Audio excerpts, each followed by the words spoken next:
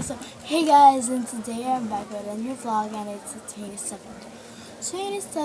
vlog. And if you possibly watch my I could you for now, it's all the two of those are just jokes. So if you got trolled, or probably I'm a troll. And I'm starting a new season, like probably yeah. Like storytelling. So, and I have Peter Pan by J.M. Barrie. We call it a station and so blah, blah, blah. And it's also a Lampara Books production.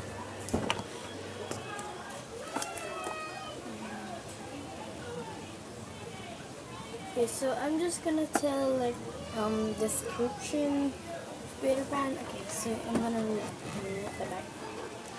Peter Pan. Peter Pan is a lovely boy who refuses to grow up. He is seen by ordinary children from the world outside Neverland. His home clad in skeleton leaves and the juices that oozed out of trees. In spite of being a child and still having all of his baby teeth, Peter is fearless. So, what does it mean is that Peter is fearless and he doesn't want to grow up, probably. And yeah, as I tell, Peter is a lovely boy who refuses to grow up. And we got a lot of chapters here. So probably gonna start this a new season. And probably yeah. But before reading this book, I just wanted you to know that I have a family, and I'm in my aunt's house. See, that's her door, has a cross on it, and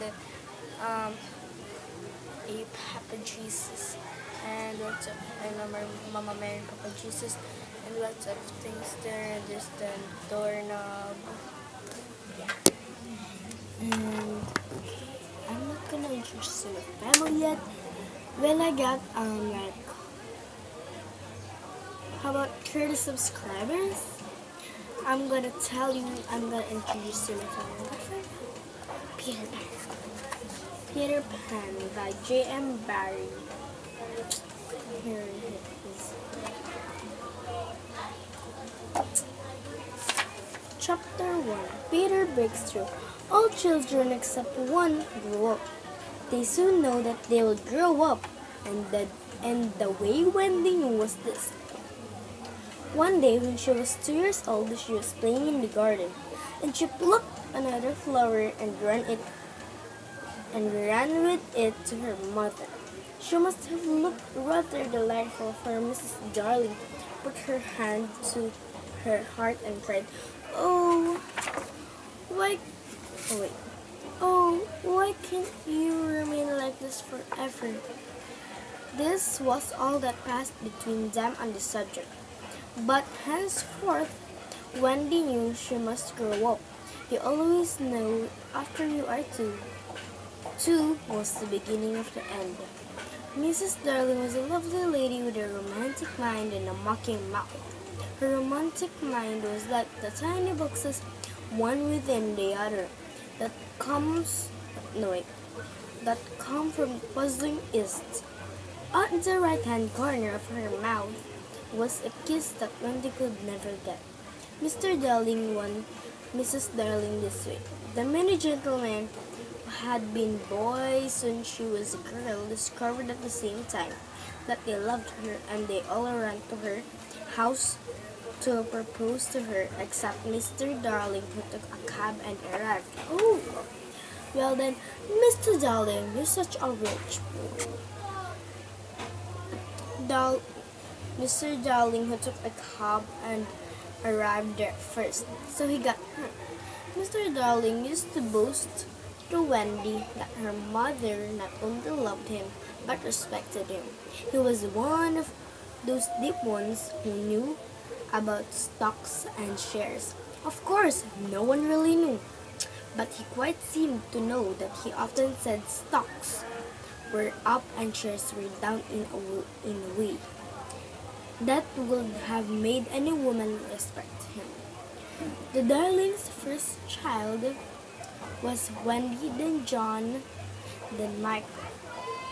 Mr. Darling liked having what his neighbors had, so they got a nurse for the children, but since they were poor, oh my gosh, what they managed to get was a premium Newfoundland dog they called Nana. Nana proved to be a very good nanny. She was thorough at a bad time and would be up at any moment of the night if one of her charges made the slightest cry. Of course, Nana's kennel was inside the nursery. The dog knew if cough needed immediate attention, and when one of the children needed a stocking around his or her throat. When escorting the children to school, she would butt them back into the line if they strayed. On John's soccer days, she never once forgot his sweater, and she usually carried an umbrella in her mouth in case of rain. There was a room in the basement of Miss Folsom's school where the nurses waited. They sat on benches while Nana lay on the floor. Para di, thank you doon.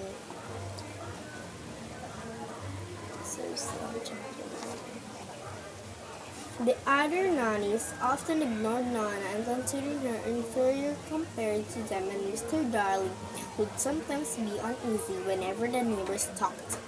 The Darling family was a very simple and happy family until Peter Pan came. How many pages does this thing have? It's like 100.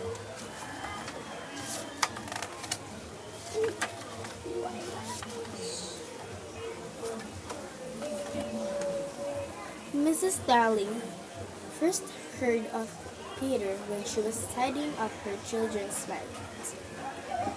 It is not the custom of every good mother after her children are asleep to rummage in their mat and put things straight. For the next morning, we're packing into their proper places the many articles that had wandered during the day. It was quite like tidying up drawers. She would be on her knees, lingering humorously over some of her children's contents, wondered where on earth they had picked things up. Making discoveries sweet and not so sweet, pressing the story cheek as if it was as nice as a kitten, and hurriedly stowing it out of sight.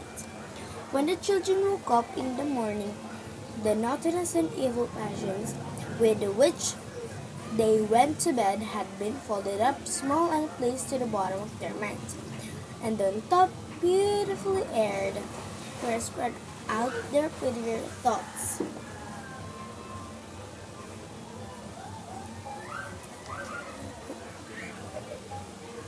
Ready for them to put on. Doctors sometimes draw maps of other parts of you, but catch them trying to draw a map of a child's mind. There are probably roads to the islands where the Netherlands walk less on island. Of course, the Netherlands vary a good deal. John's had a lagoon with flamingos flying over it, while Michael's had a flamingo with lagoons flying over it. John lived in a boat turned upside down, Michael in a wigwam, and Wendy in a house of leaves sewn together. Occasionally, in her travels through her children's minds, Mrs. Darling found things she could not understand. Quite the most perplexing of this was the word Peter. She knew of no Peter. and yet he was here and there in John and Michael's mind.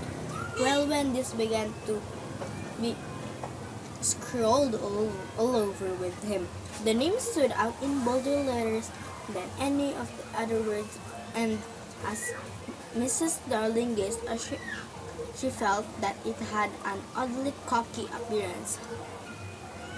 Yes, he is rather cocky, Wendy admitted with regret. But who is he? He is Peter Pan. You know, Mother.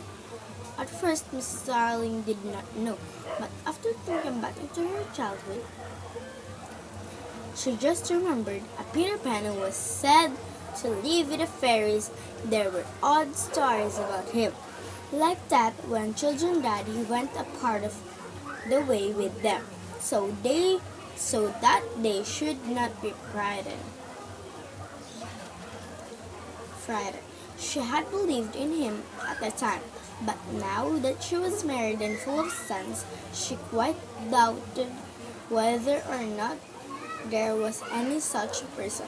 Besides, she said to Wendy, he will be grown up by this time. Oh no, he isn't grown up, Wendy assured her confidently. And he is just my size. She meant he was her size in both mind and body. She did not know how she knew, she just knew it. Mrs. Darling consulted Mr. Darling, but did you smell? Mark my words, he said. It's some nonsense Nana has been putting into their heads. Just the sort of idea a dog would have. Leave it alone, and it will blow over. But it would not blow over, and soon the troublesome boy gave Mrs. Darling quite a shock. One morning, when they told her mother that some leaves of a tree had been found on a nursery floor, which certainly were not going to chew them out of it. I believe it is Peter again, Wendy said. What do you mean, Wendy? Her mother asked. Wendy explained that Peter sometimes came to their room in the night and would sit in the foot of her bed and would pay her pipes to her.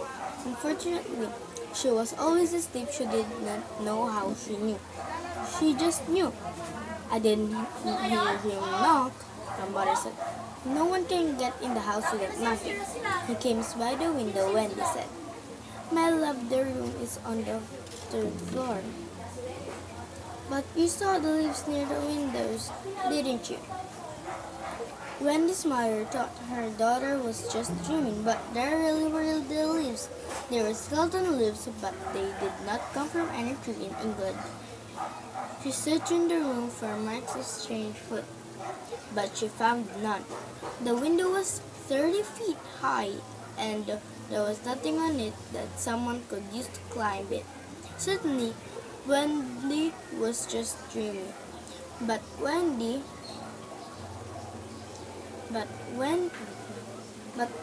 had not been dreaming, as the very next night showed the night